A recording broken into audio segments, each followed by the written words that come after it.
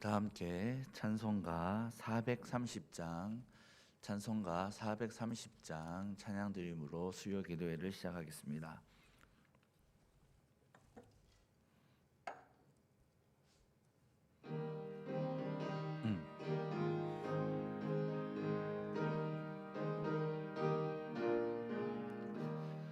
주와 같이 길 가는 것 즐거운 일 아닌가. 우리 주님 걸어가신 발자취를 밟겠네. 한 걸음 한 걸음 주 예수와 함께 날마다 우리 걸어가리. 어린아이 같은 우리 미련하고 약하나 주의 손에 이끌리어 생명길로 가겠네.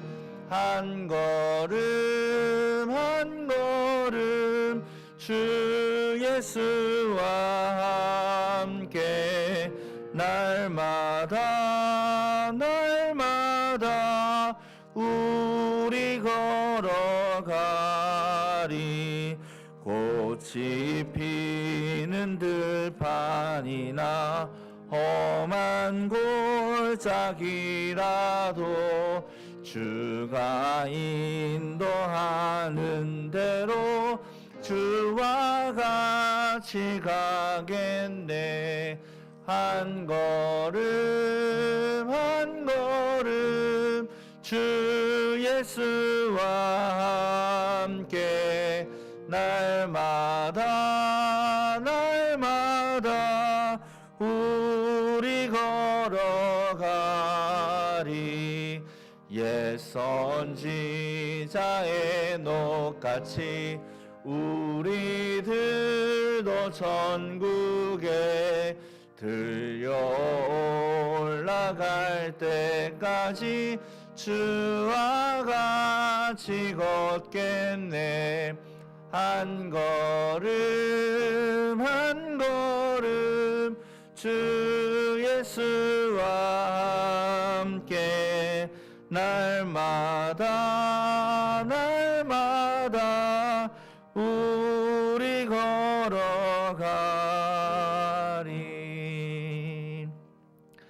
찬송가 370장 찬양 드립니다.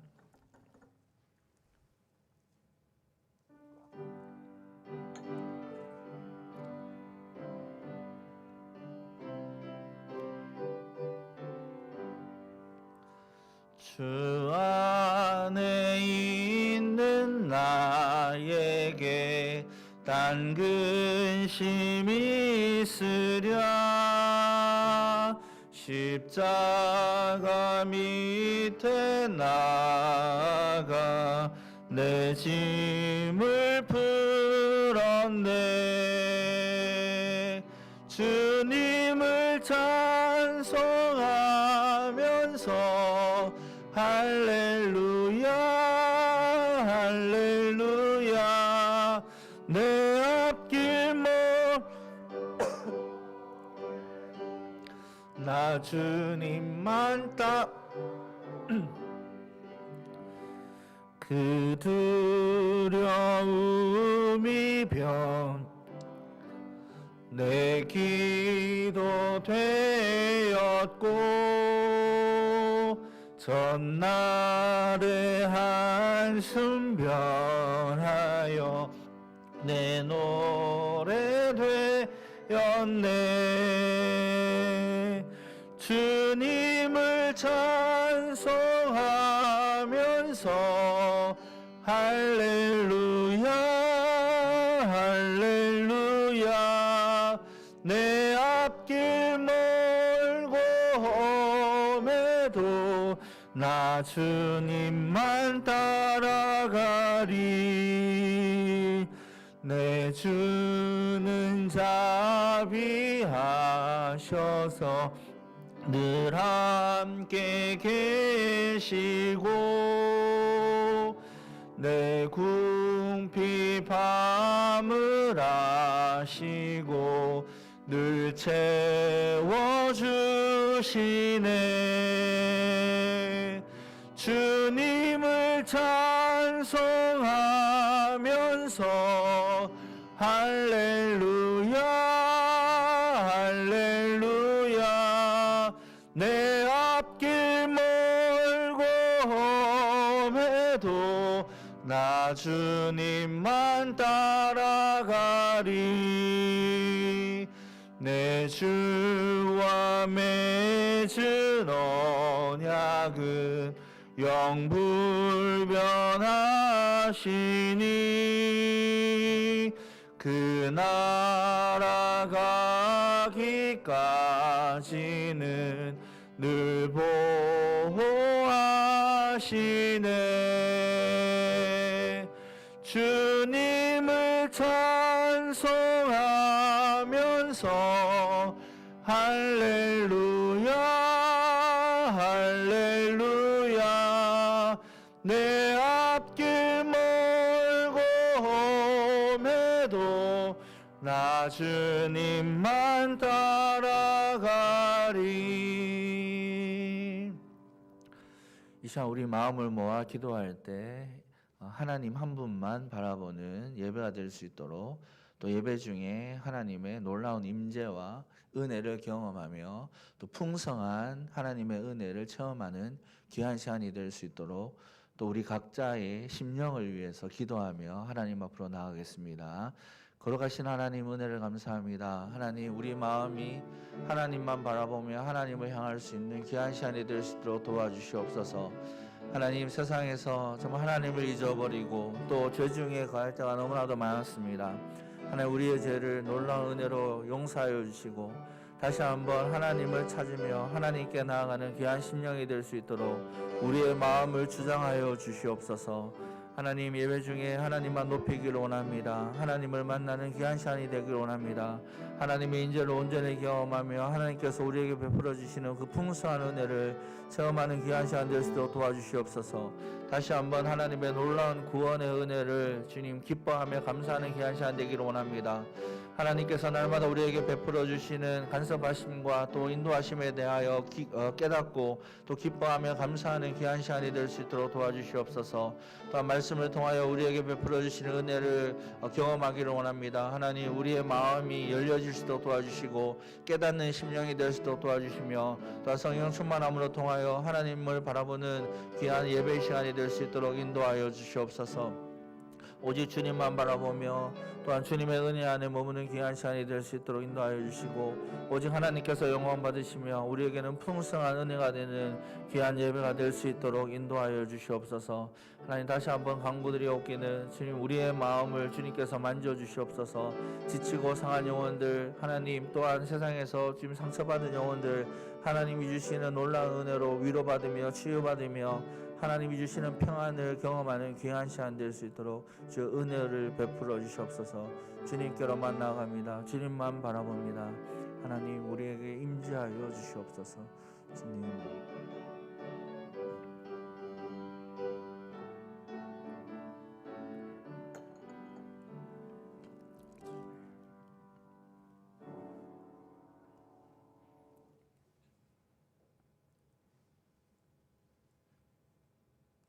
하나님 아버지, 참 감사합니다.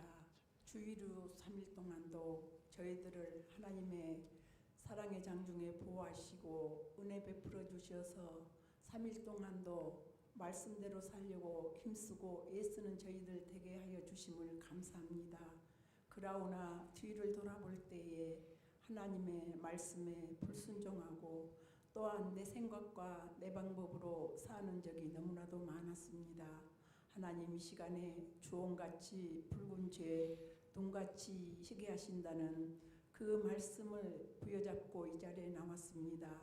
우리 하나님, 저희들의 마음 눈과 같이 깨끗이 씻어 주셔서 정말로 하나님 앞에 예배 드릴 때에 빈 마음으로 하나님 앞에 마음과 정성을 다하여 예배드리는 이 시간 되게 주님 도와주시옵소서. 저희들이 지금 코로나19로 인해서 여러 가지로 힘든 가운데 있지만 그래도 그 방침 잘 따라서 정말로 저희들이 조심하며 늘 아버지 저희들의 마음을 주장하신 하나님을 믿고 의지하며 저희들이 날마다 나아갈 수 있는 귀한 은혜 허락하여 주시옵소서. 하루속히 이 모든 일이 해결되어서 저희들이 마음껏 사랑하며 마음껏 교제하며 마음껏 하나님 앞에 찬양할 수 있는 시간이 속히 올 수 있도록 우리 하나님 도와주시옵소서. 지금 너무 냉랭한 가운데 있습니다. 저희들이 서로 아버지 얼굴을 대하면서 사랑의 교제도 나누지 못하고 있지만 그래도 비대면 예배에서 대면 예배로 이와 같이 하나님 앞에 예배드릴 수 있음이 얼마나 감사한지 모릅니다. 아버지 저희 성산교회 모든 성도들이 그 감사함으로 이 자리에 나와 하나님 앞에 아버지 기쁨과 감사가 넘쳐 흘러 하나님 앞에 예배드릴 수 있는 귀한 은혜도 허락하여 주시옵소서. 저희들이 움츠릴 필요도 없고 늘 하나님 앞에 기도하면서 이 어려운 시기를 잘 이겨내며 인내할 수 있는 귀한 믿음도 허락하여 주시옵시기를 간절히 간구하고 기도하옵나이다. 때에 따라 저희들에게 저희들이 주사를 맞아야 할 때는 이 아버지 주사를 맞을 수 있는 마음을 허락하여 주시옵시며 하나님 앞에 모든 것 맡기고 기도하면서 이 모든 일을 잘 따를 수 있어서 하루속히 이 모든 상황이 끝날 수 있는 귀한 은혜도 허락하여 주시옵소서. 특별히 저희 교회를 위해 기도합니다. 저희 교회 하나님의 말씀 위에 바로 서는 교회, 하나님의 뜻을 이루는 교회, 성령님이 늘 충만한 교회 되게 주님 도와주시옵시며 300 비전이 하루속히 이루어질 수 있도록 날마다 저희들이 준비하며 기도하며 나아갈 수 있는 귀한 은혜 허락하여 주시옵소서. 코로나19로 인해서 지금 전도가 중단되고 있습니다. 우리 하나님 저희들이 땅끝까지 주의 복음을 전해야 한다는 그 말씀을 늘 읽으면서도 이 시기에 할 수 없고 또한 특별히 선교사님들을 위해 기도합니다. 모든 선교사님들이 어떤 상황에 처해 있든지 이 일 잘 극복하고 나갈 수 있게 하시고 특별히 우리 교회에서 돕는 우봉성, 유열림, 아동, 시양, 희미한 종족들을 위해서 기도합니다. 그들에게 말씀이 전해지지 못해서 안타까움도 있고 또 어려운 아버지시여 상황에 놓여 있는 선교사님들도 있습니다. 그 상황을 우리 하나님께서 해결해 주시고 늘 함께해 주셔서 늘 기도하며 준비하며 나갈 수 있는 귀한 은혜도 허락하여 주시옵소서. 아버지 이 나라 이 민족을 불쌍히 여기시고 긍휼히 여겨 주시옵소서. 정말로 먼저 하나님 앞에 아버지 회개하고 기도하게 하시고 이정자들이 정말로 나라를 위해서 또한 국민을 위해서 눈물 뿌리며 기도하며 바른 정치할 수 있도록 은혜를 베풀어 주시옵소서. 저희들의 손으로 뽑았사오니 저희들이 늘 그들을 위해서 눈물 뿌리며 기도하는 저희들 댁에 주님 도와 주시옵소서. 아버지 이 시간에도 이 자리에 나오고 싶어도 육신의 몸이 연약해서 또한 어떤 상황에서 나오지 못한 성도들도 있습니다. 우리 하나님 어떤 상황에서도 이 자리에 나올 수 있도록 우리 하나님 도우시고 이 자리가 늘 날로 아버지 예배드리는 성도가 늘어날 수 있는 귀한 은혜도 허락하여 주시옵소서. 말씀을 전하실 우리 한 목사님께 성령의 충만함을 주시고 말씀의 능력을 주셔서 저희들에게 필요한 말씀을 아버지 대언할 수 있게 하시고 저희들은 마음을 활짝 열고 그 말씀을 받아들여서 이 어려운 세대에 그 말씀에 순종하며 살아갈 수 있는 저희들의 믿음 되게 주님 도와주시옵소서. 예배가 시작되었사오니 마치는 시간까지 홀로 영광 받으시고 마귀 일절 틈타지 못하도록 우리 하나님 붙들어 주시옵소서. 예수님의 이름으로 감사하며 기도드리옵나이다. 아멘.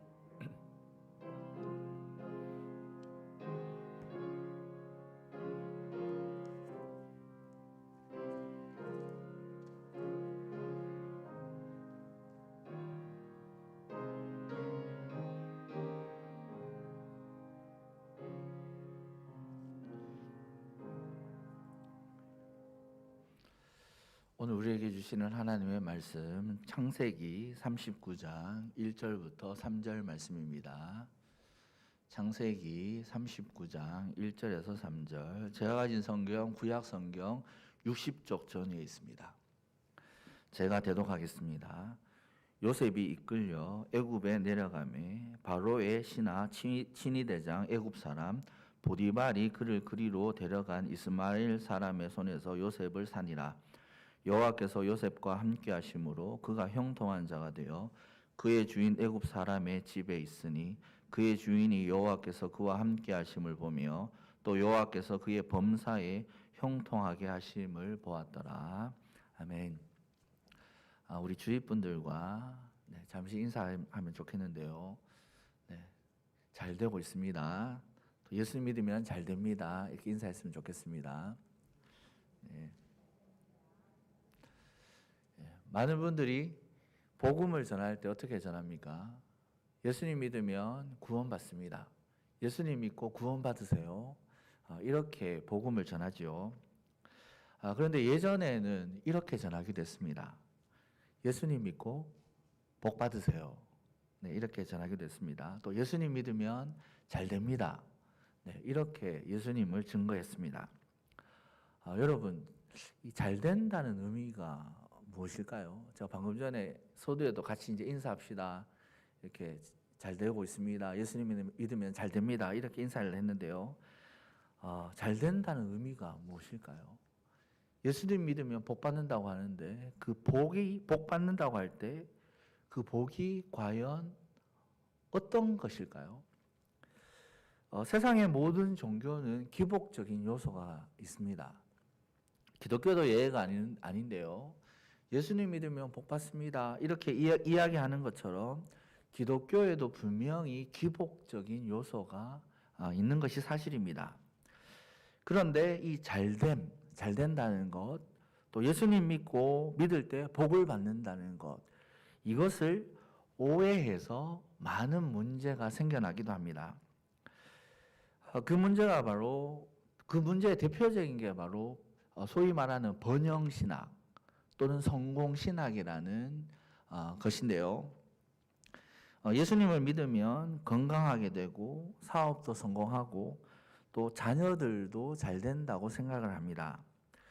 그래서 이 복을 얻기 위해서 건강과 자녀가 잘 되는 것, 사업의 성공, 또 물질 이런 복을 얻기 위해서 예배를 열심히 드리고 또 헌금을 열심히 합니다. 또 어떤 사람은 이 형통하는 것, 이 복 이런 것들을 현세적인 것에만 또 세속적인 것에만 한정을 두고 생각을 합니다. 이게 바로 예수님 믿을 때 복을 받는다는 것을 오해하는 가장 대표적인 거죠. 성공신학, 번영신학입니다. 이런 사람들의 특징이 무엇입니까? 이들은 오로지 형통, 복이 목적입니다. 그래서 하나님조차도 이 복을 얻기 위해서, 잘 되기 위해서 도구로만 여기는 게 문제입니다. 권성수 목사님, 대구 동신교회 권성수 목사님이 쓰신 성경 설교에 이런 사람의 특징을 잘 설명해 두고 있는데요. 제가 한번 읽어드리겠습니다.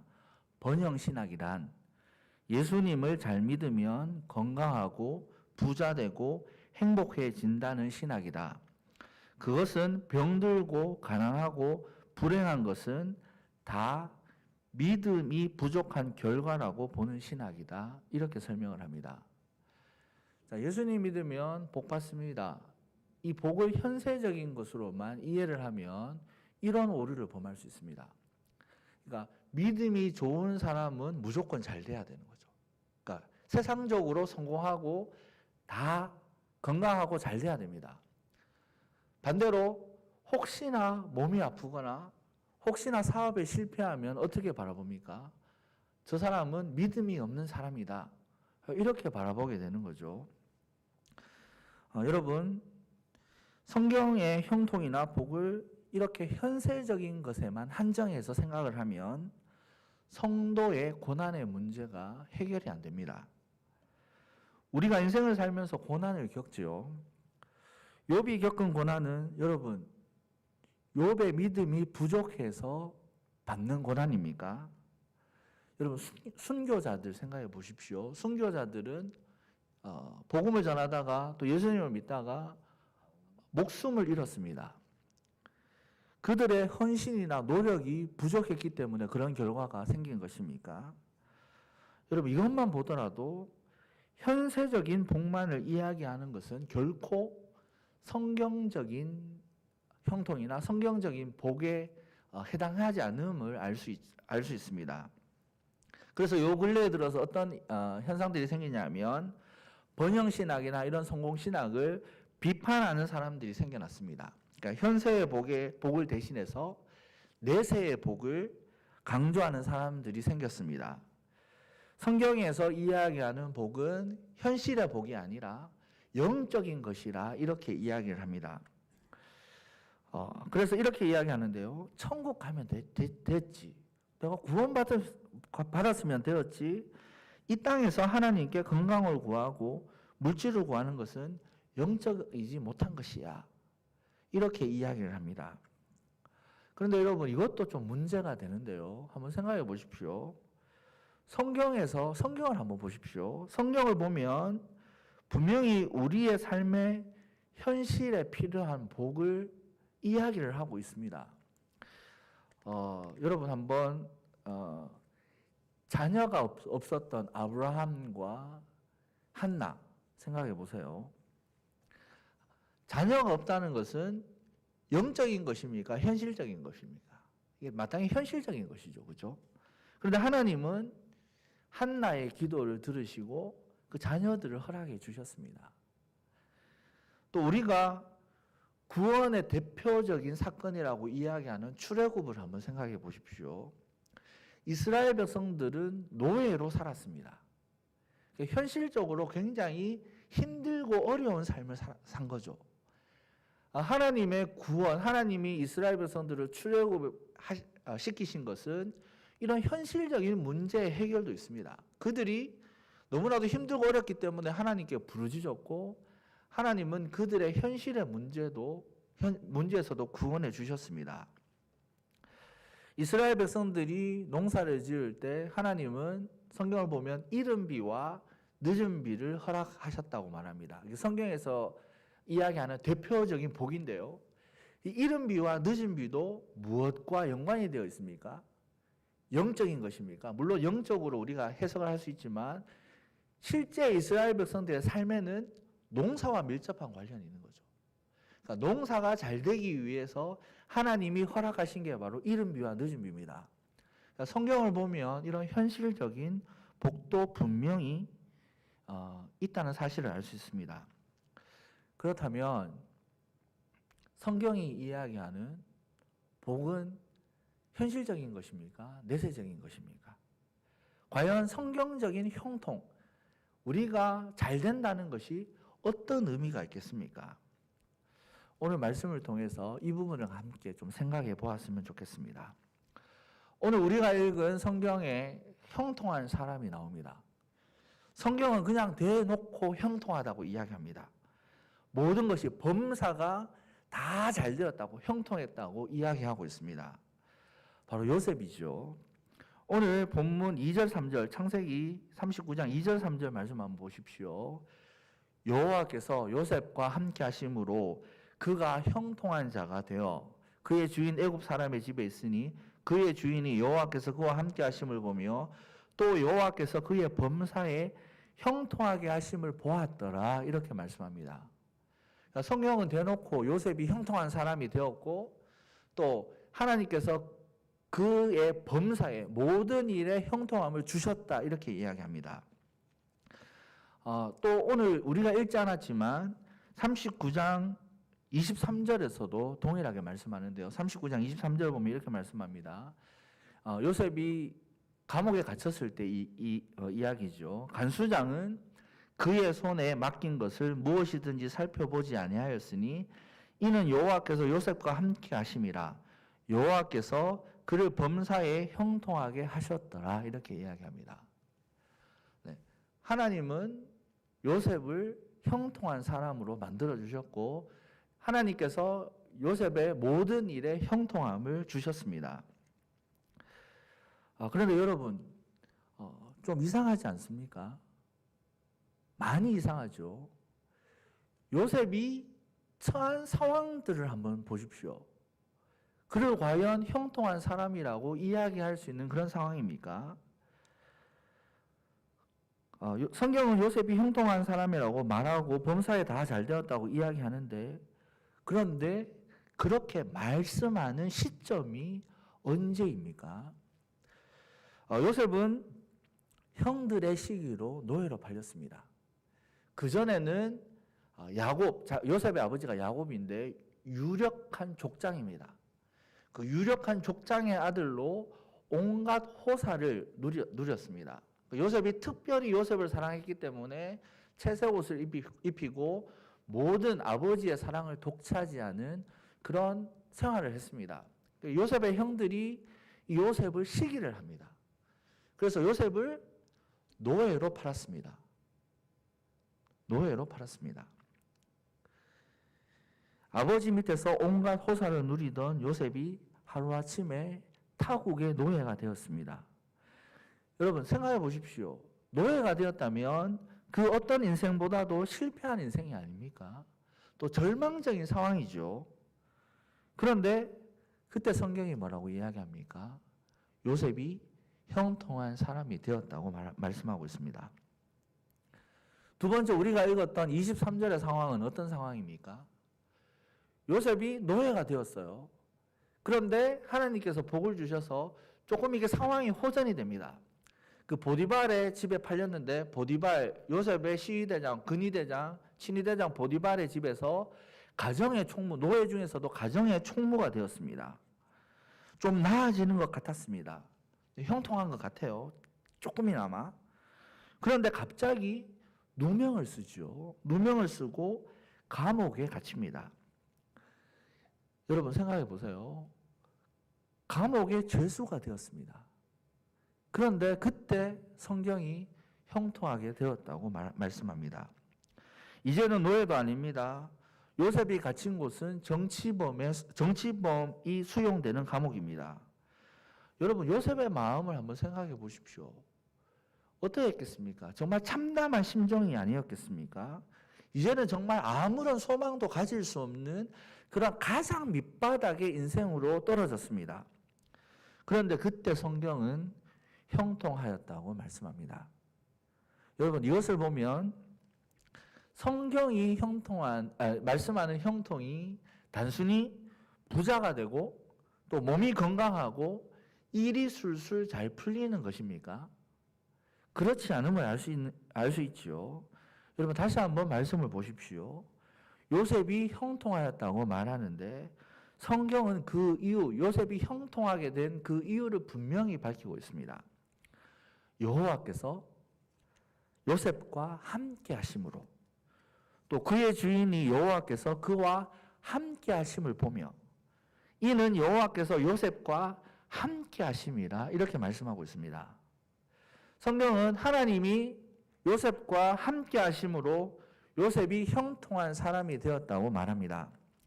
따라서 성경이 말씀하는 형통은 무엇이겠습니까? 어떠한 상황에 처하든지 내가 고난의 상황이든지 이게 기쁨의 상황이든지 내가 잘 되든지 이게 잘 되지 않든지 하나님께서 함께 하신다는 것, 그것이 바로 형통이라고 말씀합니다. 비록 고난이나 어려움 속에서도 하나님이 함께하는 그 사람이 바로 형통한 사람입니다. 여러분 이 사실을 믿으시기를 바랍니다. 여러분 따라서 우리가 형통한 사람이 되기 위해서는 어떻게 무엇을 해야 하겠습니까? 하나님이 나와 함께 하시면 내가 형통한 사람이 되는 것 아닙니까? 그렇다면 어떻게 하면 하나님이 나와 함께 하시고 내가 하나님과 함께하는 사람이 될까요?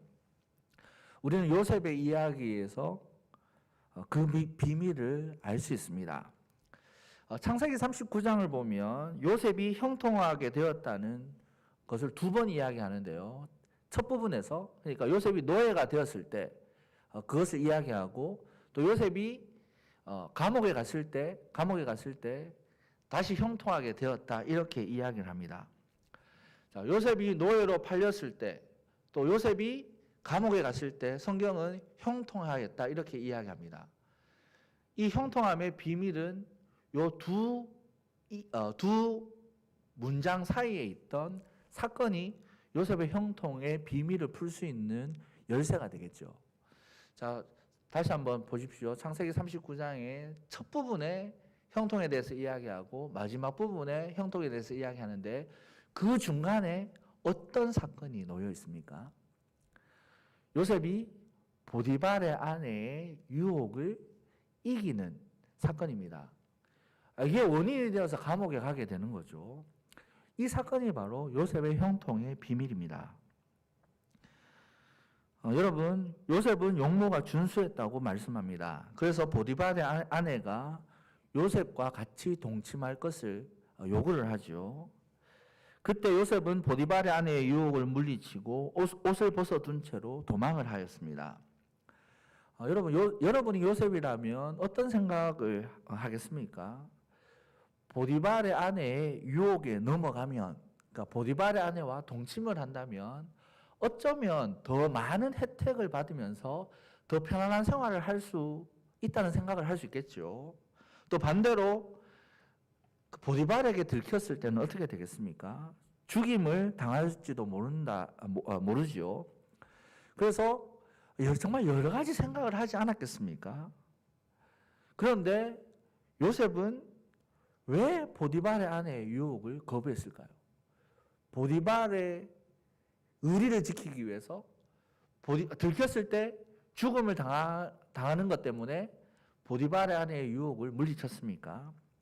창세기 39장 9절 하반절을 보십시오. 창세기 39장 하반절을 보면 이렇게 요셉이 이야기합니다. 내가 어찌 이 큰 악을 행하여 하나님께 죄를 지으리까 이렇게 이야기합니다. 여러분 이것이 바로 요셉의 신실함입니다. 요셉은 하나님 앞에서 살았습니다. 늘 하나님을 인식하고 하나님께 죄를 짓지 않으려 했습니다. 이것이 요셉의 형통을 설명하는 아주 중요한 요소입니다. 여러분, 하나님이 우리와 함께 하시기를 원하시고 계십니다. 하나님이 우리와 함께 하시고 싶어 하십니다. 하나님이 우리와 함께 하실 때 우리는 형통한 사람이 됩니다. 그런데 하나님이 우리와 함께 하시고 싶지만 우리와 함께 하실 수 없는 상황, 절대로 그렇게 불가능한 상황이 있습니다. 그것이 무엇입니까? 이사야 59장 1절과 2절에 이렇게 말씀하는데요. 여호와의 손이 짧아 구원하지 못하심도 아니요 귀가 둔하여 듣지 못하심도 아니라 오직 너희 죄악이 너희와 너희 하나님 사이를 갈라놓았고 너희 죄가 그의 얼굴을 가리어서 너희에게서 듣지 않으시게 함이니라 이렇게 말씀합니다. 하나님과 우리 사이를 갈라놓는 게 무엇입니까? 우리의 죄악이 하나님과 우리 사이를 갈라놓았다고 말씀하고 있습니다. 하나님이 우리와 함께 하실 수 없는 단 한 가지는 우리가 죄를 가지고 있을 때입니다. 너무나도 거룩하신 하나님이 죄인인 우리와 함께 하실 때 죄인인 우리는 죽을 수밖에 없기 때문입니다. 따라서 하나님의 함께 하심을 우리가 구한다면 어떻게 해야 되겠습니까? 죄를 멀리해야 합니다. 반대로 하나님의 말씀을 가까이 해야 하죠. 어떤 유혹에서도 고난의 상황에서도 죄를 짓지 말고 반대로 말씀을 가까이 하는 생활을 할 때 하나님이 우리와 함께 하십니다. 성경을 보면 형통이라는 단어가 서너 가지 이렇게 단어로 쓰이는데요. 대표적인 게 찰라흐라는 단어와 사칼이라는 단어입니다. 이게 구분을 해서 이렇게 분류를 하면 어려우니까 한꺼번에 우리 성경은 같은 형통이라는 단어로 이렇게 번역을 했습니다. 그런데 이거를 구분하지 않고 우리 한글 성경으로 형통이라는 단어로 이렇게 성경을 한번 찾아보십시오. 제가 많아서 이렇게 다 찾지는 않았는데요. 대부분이 하나님의 말씀과 연관이 되었습니다. 어디로 가든지 말씀을 지켜라. 그리하면 네가 형통하게 될 것이다. 이렇게 말씀합니다. 신명기에서도 그러고 특별히 여호수아 1장 7절에서도 그렇게 말씀하죠. 그죠? 우리가 하나님의 말씀을 가까이 하고 또 그 말씀을 지킴으로 죄를 멀리할 때 그때 하나님이 우리와 함께 하십니다. 여러분, 성경에 나오는 인물들 우리가 아주 특별한 사람들로 생각하기 쉽습니다. 요셉도 마찬가지죠. 우리와는 다른 정말 차원이 다른 그런 인물, 우리와는 믿음이 비교가 되지 않는 그런 놀라운 사람, 특별한 사람으로 여기기 쉽습니다. 그래서 요셉은 너무나도 특별하기 때문에 노예로 팔리고 감옥에 갇히고 이런 것쯤은 아무렇지도 않을 거야. 담대한 믿음으로 너무나 쉽게 이길 수 있을 거야. 이렇게 생각을 합니다. 그러나 요셉도 고난 앞에서 힘이 들고 마음이 힘들었습니다. 시편 105편 18절에 보면 요셉이 감옥에 갇힌 상황을 이렇게 말씀하는데요. 그의 발은 착고를 차고 그의 몸은 쇠사슬에 매였으니 이렇게 말합니다. 성경을 찾아보면 그 몸이라는 단어에 각주가 달려있는데 보면 혼이라고 되어 있습니다. 그러니까 히브리어 언어를 보면 이게 영혼의 의미입니다. 그의 발은 착고를 차고 육체가 고난을 받고 있는 상황입니다. 그의 영혼은 그의 몸은 쇠사슬에, 그러니까 영혼이 쇠사슬에 매였다는 표현이 어떤 표현입니까? 영적으로도 마음으로도 심각하게 고민하고 어렵고 마음이 괴로웠음을 말씀하고 있습니다. 요셉도 마찬가지입니다. 우리와 똑같은 사람이었기 때문에 고난 가운데 육체와 또 영혼이 심히 어렵고 괴롭고 힘들어했습니다. 하지만 요셉은 그런 상황에서도 어떻게 했습니까? 말씀 앞에, 내가 하나님 앞에서의 삶을 산 거죠. 하나님 앞에 어떻게 죄를 지을 수 있습니까? 이런 마음으로 살았습니다. 이어지는 시편 105편 19절의 말씀이 이렇게 되어 있는데요. 한번 보십시오. 시편 105편 19절을 보면 곧 여호와의 말씀이 응할 때까지라 그의 말씀이 그를 단련하였도다 이렇게 말합니다. 요셉은 영육간에 정말 심한 고난과 어려움 속에서 괴로워했습니다. 그런 가운데서도 하나님의 말씀이 그를 단련하였다고 이야기하고 있습니다. 그러니까 하나님의 말씀 앞에 바르게 살기 위해서 요셉이 정말로 부단히 노력하고 하나님 앞에서 살았음을 이 말씀을 통해서 우리가 알 수 있는 거죠. 여러분, 이런 삶이 바로 하나님께서 함께하는 삶입니다. 여러분, 이런 사람이 바로 성경이 말하는 형통한 사람입니다. 이런 사람이 성경이 이야기하는 복된 사람입니다. 이 사실은 시편 1편의 말씀을 통해 잘 알습니다. 우리가 시편 1편 말씀 너무나도 잘 알지 않습니까? 복 있는 사람은 악인들의 꾀를 따르지 아니하며 죄인들의 길에 서지 아니하며 오만한 자들의 자리에 앉지 아니하고 오직 여호와의 율법을 즐거워하여 그 율법을 주야로 묵상하는도다.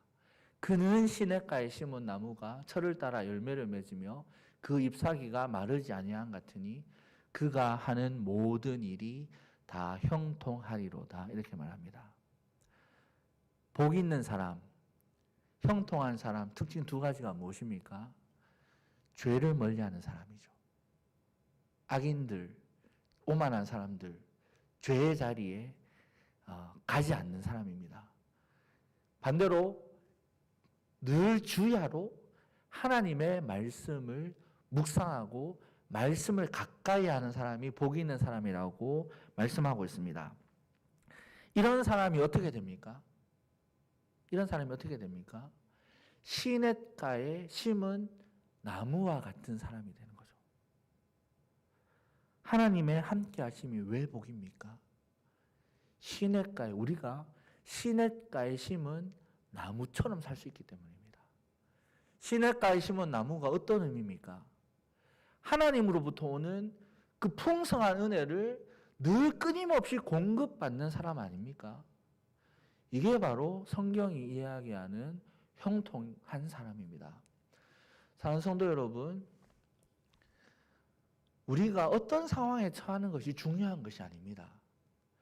우리가 때때로 고난의 상황에 처할 수도 있습니다. 가난하게 될 수도 있고 건강을 잃을 수도 있습니다. 믿음이 없어서 그런 것이 아니죠. 하나님이 함께 하시지 않기 때문에 그런 것이 아닙니다. 그런 상황 속에서도 우리가 늘 하나님으로부터 오는 은혜, 하나님이 주시는, 베풀어 주시는 그 풍성함들을 누리고 산다면 그것이 바로 복이고 그것이 바로 형통입니다. 따라서 우리가 늘 구해야 하는 것이 무엇입니까? 늘 바라봐야 되는 분이 누구입니까?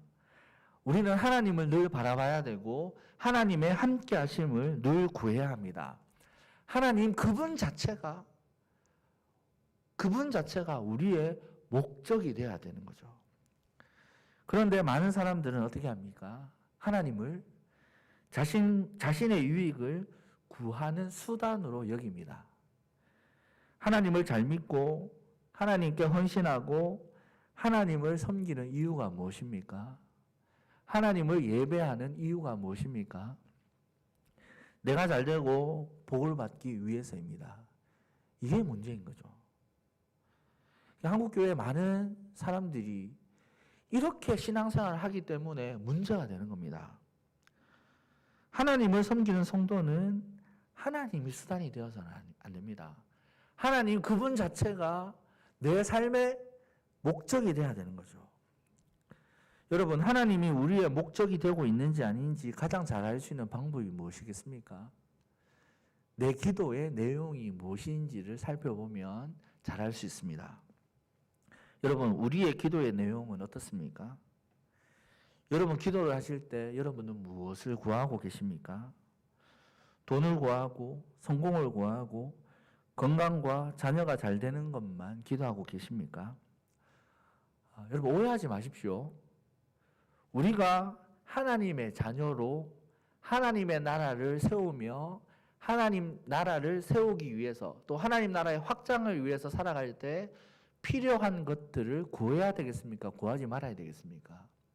당연히 구해야 합니다.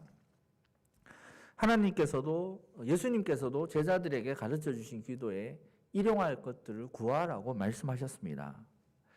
문제는 뭐냐면 이게 목적이 되어서는 안 된다는 겁니다. 하나님을 이것을 구하는데 도구로 수단으로 사용하면 안 된다는 말입니다. 우리가 복음을 증거하고 또 가정에서 하나님 나라를 세우고 또 교회를 복음 확장을 위해서 또 하나님 나라의 백성으로 살아갈 때 우리에게 필요한 것들 구해야 되죠. 당연히 구해야 합니다. 일용할 것들, 먹고 살 때 필요한 것들을 구해야 합니다. 여러분, 복음을 전할 때 또 하나님의 영광을 위해서 성공해야 되겠습니까? 성공하지 말아야 되겠습니까? 당연히 성공하는 게 마땅하죠. 하지만 이게 목적이 되면 안 된다는 겁니다. 먼저 하나님의 나라와 의를 구하는 게 우리에게 먼저 구해야 되는 것입니다. 여러분 시편 73편 28절의 말씀처럼 하나님을 가까이 함이 내게 복이라 이렇게 말씀합니다. 즉 우리는 하나님을 가까이 하고 하나님의 임재를 구하는 삶, 그것을 경험하는 삶, 그게 복된 삶임을 깨닫고 그것을 추구해야 함을 말씀하고 있습니다. 사랑하는 여러분, 이렇게 하나님이 함께하는 사람이 형통한 사람이라는 것을 말씀을 통해서 우리가 배웠는데요. 그렇다면 저와 여러분은 이미 형통한 사람이 되었다는 사실을 믿으시기를 바랍니다. 왜 우리는 이미 형통한 사람이 되었습니까? 저와 여러분 이미 형통한 사람입니까? 그것은 예수님의 또 다른 이름 임마누엘을 통해서 우리가 분명히 알 수 있죠. 마태복음 1장 23절을 보면 보라 처녀가 잉태하여 아들을 낳을 것이요 그의 이름은 임마누엘이라 하리라 하셨으니 이를 번역한즉 하나님이 우리와 함께 계시다 함이라 이렇게 말씀합니다. 예수님의 또 다른 이름이 임마누엘입니다. 왜 이 임마누엘의 이름의 의미는 하나님이 우리와 함께 계시다는 거죠. 즉 예수님께서 이 땅에 오시고 십자가에서 죽으심으로 이루신 게 무엇입니까? 하나님과 우리 사이를 화평케 하셨습니다. 죄 때문에 하나님과 우리 사이는 단절되었죠. 그러지 않습니까? 죄가 하나님과 우리 사이를 갈라놓았습니다. 이 문제를 예수님께서 십자가를 지심으로 죄의 문제를 해결함으로 하나님과 우리 사이의 단절을 해결하셨습니다. 그래서 이제 하나님은 성령 하나님을 통하여 우리와 늘 함께 계십니다. 하나님이 함께 하시는 사람이 어떤 사람이라고요? 형통한 사람. 여호와께서 요셉과 함께 하심으로 그가 형통한 사람이 되어 범사의 모든 것이 형통하였습니다. 그렇다면 이제 성령 하나님이 우리와 함께 하시다면 우리는 이미 형통한 사람이 되었고 범사의 형통한 사람으로 살아가는 것입니다. 여러분, 이것이 바로 성경이 이야기하는 형통함입니다. 형통입니다. 세상에서 잘 살고 성공하는 것이 형통이 아니라 세상에서 잘 되는 것이 복이 아니라 돈을 많이 벌고 좋은 대학에 가고 성공해야 복 받는 것이 아니라 하나님께서 나와 함께 하신다는 사실이 바로 형통이며 복입니다. 여러분, 이런 세속적인 것에서 깨치시기를 바랍니다. 높은 산이 거친 들이 초막이나 궁궐이나 내 주 예수 모신 곳이 그 어디나 하늘나라. 여러분, 어떤 상황에 처하든지 내가 궁궐에 머물든지 초막에 머물든지 잘 되든지 잘 되지 않든지 주님을 모시고 살아가는 그것이 바로 하나님 나라이고 그것이 바로 형통한 삶입니다. 여러분, 기독교 고전 중에 하나님의 임재 연습이라는 책이 있습니다. 로렌스 형제라고 불리던 17세기 프랑스의 평신도 수도사가 쓴 편지를 묶은 책인데요. 이 로렌스 형제, 니콜라스 헤르만이라는 사람이 수도원에서 정말 이렇게 수도사로 살아갔습니다. 그런데 고귀하게 이렇게 그렇게 거룩한 척하면서 산 것이 아니라 수도원의 주방에서 주방 일을 하면서 살았던 사람입니다. 그런데 이 로렌스 형제는 늘 하나님의 임재를 구하고 하나님을 바라보는 삶을 살았습니다. 주방에서 일을 하면서도 그런 삶을 살았는데요. 그 책에 보면 이런 이야기가 있습니다. 제게는 일상의 임무를 수행하는 시간과 기도 시간이 다르지 않습니다. 저는 부엌의 온갖 범잡함과 달그락거리는 소음 한가운데서도 심지어는 몇 사람이 동시에 여러 가지 다른 일을 시킬 때에도 마치 제단 앞에 무릎 꿇고 있는 것처럼 조용하고 평온하게 하나님을 온전히 소유합니다. 이렇게 고백을 합니다. 일상의 생활 가운데 주방에 그 번잡한데 식사를 준비할 때 바쁘게 식사를 준비하면 얼마나 분주하고 범잡합니까? 또 달그락거리는 소리, 물소리 이런 소리 얼마나 시끄럽습니까? 그런 소리 가운데서도 이 로렌스 형제는 늘 하나님을 소유했다고 말하고 있습니다.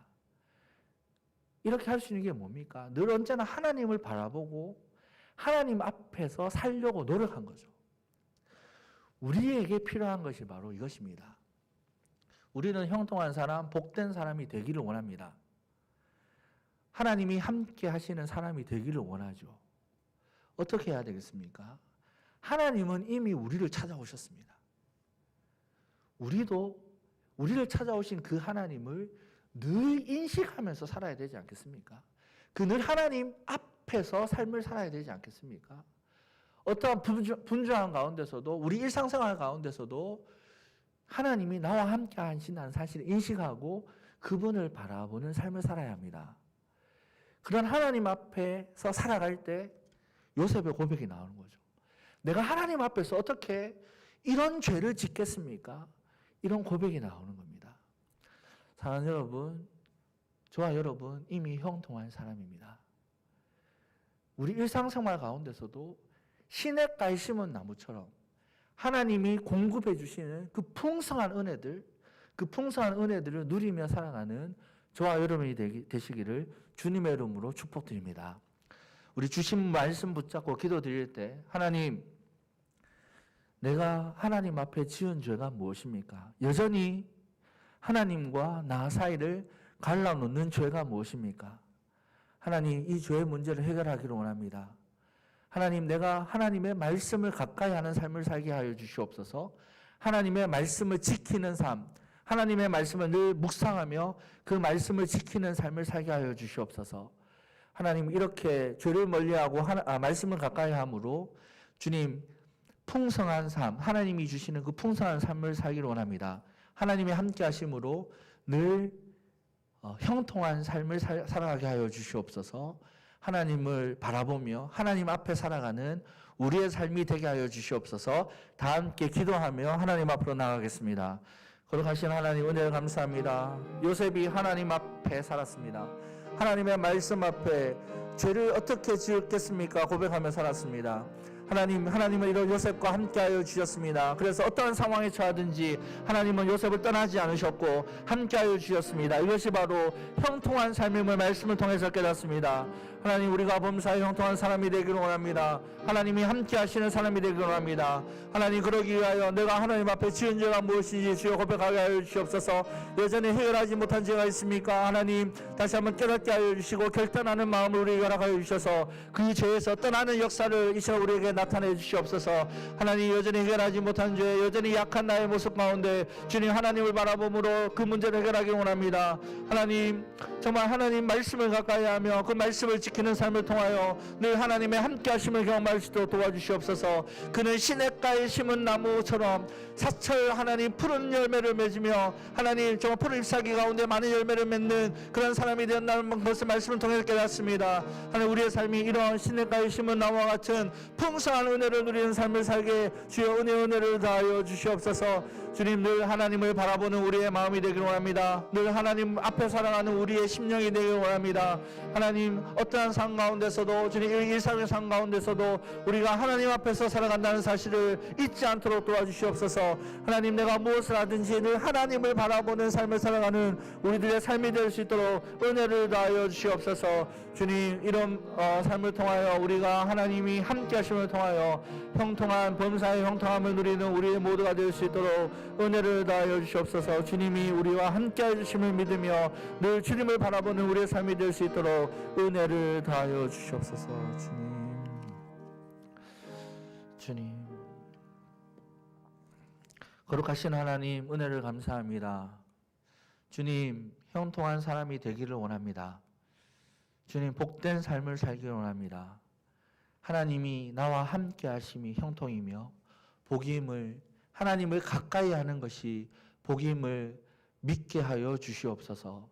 하나님을 수단으로 사용하여 내 삶의 잘됨을 위하여 하나님을 이용하는 것이 아니라 하나님 그분 자체가 나의 삶의 목적이 되게 하여 주시옵소서. 하나님, 아직 끊지 못한 죄가 있습니까? 아직 해결하지 못한 나의 약함들이 있습니까? 이 시간 결단할 수 있는 마음을 허락하여 주셔서 죄를 멀리하고 말씀을 가까이 하며 하나님의 말씀을 온전히 지키며 순종하는 삶을 살 수 있는 우리들이 될 수 있도록 은혜를 다하여 주시고 늘 하나님을 바라보며 늘 하나님 앞에서 살아가는 우리의 삶이 되게 하여 주시옵소서. 분주한 가운데 또 어려움과 고난 가운데 하나님을 원망하고 하나님을 잊어버리고 살아가는 것이 아니라 그런 삶 가운데서도 말씀이 우리를 단련하는 것을 믿으며 그 말씀 가운데 하나님을 기억하며 하나님을 바라보는 삶을 사는 우리의 삶이 될 수 있도록 도와주시고 그것으로 통하여 하나님께로부터 오는 풍성한 은혜를 날마다 경험하며 사는 시냇가에 심은 나무와 같은 그런 풍성한 삶을 살아갈 수 있도록 은혜를 베풀어 주시옵소서. 감사드리며 예수님의 이름으로 기도드립니다. 아멘. 우리 찬송가 446장 찬양 드리겠습니다.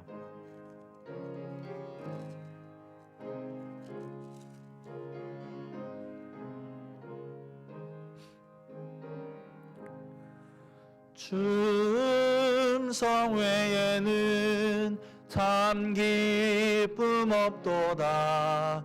날 사랑하신 주 늘 계시옵소서. 기쁘고 기쁘도다.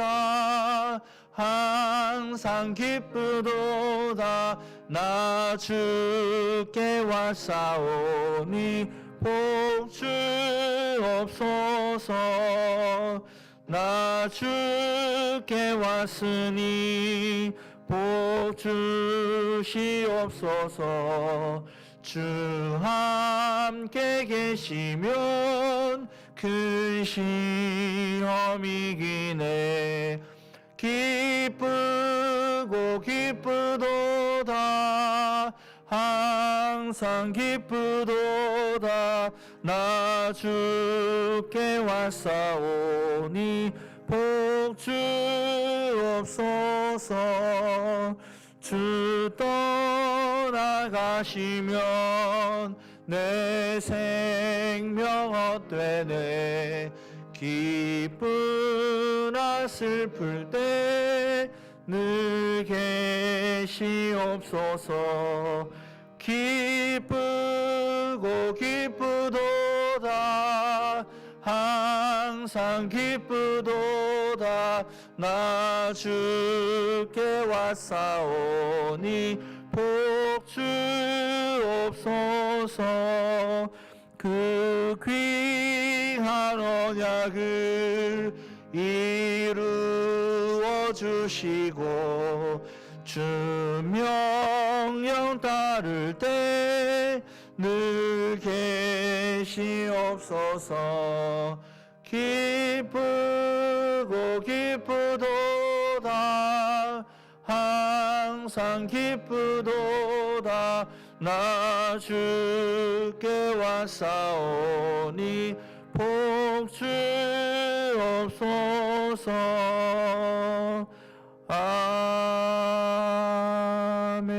아멘. 예수님께서 제자들에게 가르쳐 주신 기도로 예배를 폐합니다. 하늘에 계신 우리 아버지여, 이름이 거룩히 여김을 받으시오며 나라의 임하옵시며 뜻이 하늘에서 이루어진 것 같이 땅에서도 이루어지이다. 오늘날 우리에게 일용할 양식을 주옵시고 우리가 우리에게 죄 지은 자를 사하여 준 것 같이 우리 죄를 사하여 주옵시고 우리를 시험에 들게 하지 마옵시고 다만 악에서 구하옵소서. 대개 나라와 권세와 영광이 아버지께 영원히 싸움나이다. 아멘.